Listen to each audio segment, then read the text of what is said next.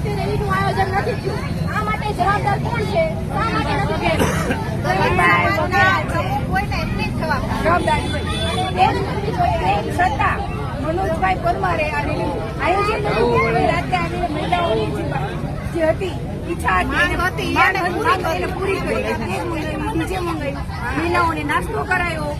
આનાથી વધારે અમે શું એની પાસે? 4 વાગ્યાના બેઠા છીએ, અત્યારે 9 વાગ્યા, 5 મિનિટ કરીને આજે 4-5 કલાક આવી છે. અમે ખાધા પીધા વગર બેઠા.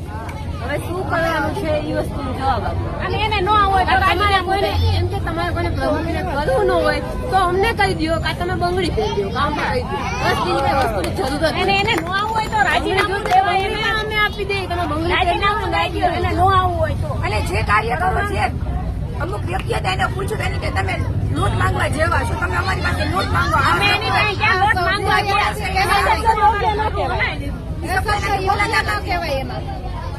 ગઈકાલે આપણે કીટભાઈ નાથાભાઈ શુક્લે જે રોષ જતાવ્યો હતો તે રોષ ખરેખર યોગ્ય જ છે, એમાં કાંઈ ખોટું નથી. અને આજે આખો દિવસ આ રેલી વગરનું જાણે શમશાન જેવી હાલત હોય એવું થઈ ગયું હતું ગઈકાલે, અને આજે પણ કાંઈ નહોતું. ત્યારબાદ સૌએ સાથે મળીને અમારી સમાજ સાથે મળી અને અમે બધાએ અમારા મનોજભાઈ પણ છે અહીંયા, અમારે જે કે ભાઈ સોલંકી છે, તેમજ અમારા ઘણા બધા આગેવાનો છે, તેઓ સૌએ સાથે મળી અને આવું આયોજન કર્યું છે. જેની ખરેખર આ વસ્તુ કરવાની હોય, જેને ખરેખર આ આયોજન જે આપણી રેલીનું હોય છે એ કેને કરવાનું હોય છે એ આપણે અત્યારે મળીએ. આયોજનમાં એવું છે હા કે હું તો એક સમાજનો દીકરો છું, એટલે હું કોઈ સમાજની મારી આગળ એવી કોઈ મુખ્ય જવાબદારી નથી, બરોબર, પણ છતાંય સમાજનું મારી ઉપર ઋણ છે, બાબા સાહેબનું મારી ઉપર ઋણ છે, અને એ ઋણને ચૂકવવા માટે દર વર્ષે હું છેલ્લા 10 વર્ષથી નાનકડો પ્રયાસ કરતો હતો. અને એ પ્રયાસથી કાલાવડ તાલુકાની જનતા ખૂબ આનંદમાં હતી, ખૂબ અમે શોભા કરતા અને ખૂબ સારો કાર્યક્રમ કરતા. બાળકો, બહેનો, વડીલો ખૂબ આનંદથી રમતા.